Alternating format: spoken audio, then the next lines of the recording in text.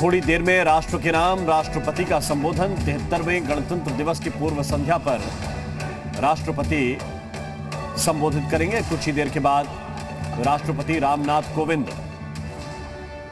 गणतंत्र दिवस की पूर्व संध्या पर राष्ट्र को संबोधित करेंगे। तो इस वक्त एक अहम खबर आपको बता रहे हैं। 73वें गणतंत्र दिवस की पूर्व संध्या पर संबोधित करेंगे राष्ट्रपति रामनाथ कोविंद। इस वक्त एक अहम खबर, अहम जानकारी। हमेशा की तरह गणतंत्र दिवस की पूर्व संध्या पर राष्ट्र के नाम संबोधन होगा राष्ट्रपति का।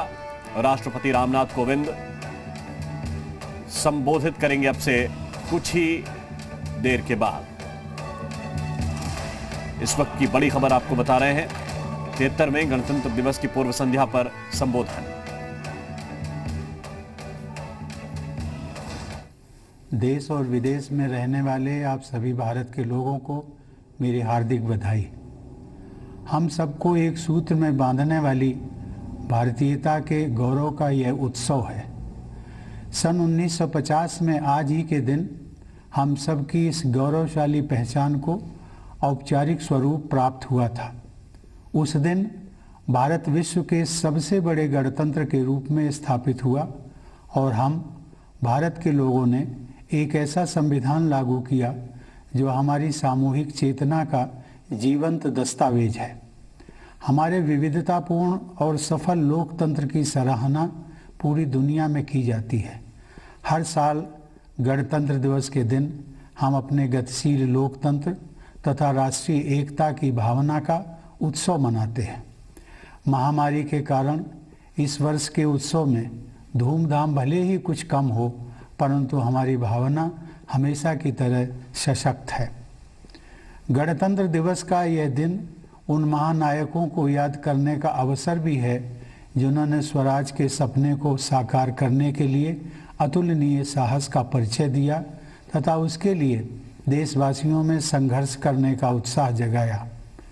2 दिन पहले 23 जनवरी को हम सभी देशवासियों ने जय हिंद का उद्घोष करने वाले नेताजी सुभाष चंद्र बोस की 125वीं जयंती पर उनका पुण्य स्मरण किया है।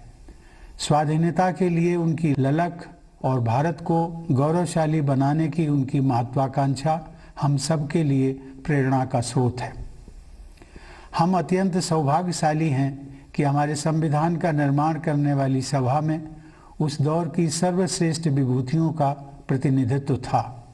वे लोग हमारे महान स्वाधीनता संग्राम के प्रमुख ध्वजवाहक थे।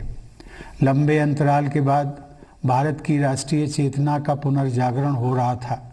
इस प्रकार वे असाधारण महिलाएं और पुरुष एक नई जागृति के अग्रदूत की भूमिका निभा रहे थे। उन्होंने संविधान के प्रारूप के प्रत्येक अनुच्छेद, वाक्य और शब्द पर सामान्य जनमानस के हित में विस्तृत चर्चा की। वह विचार मंथन लगभग 3 वर्ष तक चला। अंततः डॉक्टर बाबा साहेब आम्बेडकर ने प्रारूप समिति के अध्यक्ष की हैसियत से संविधान को आधिकारिक स्वरूप प्रदान किया और वह हमारा आधारभूत ग्रंथ बन गया।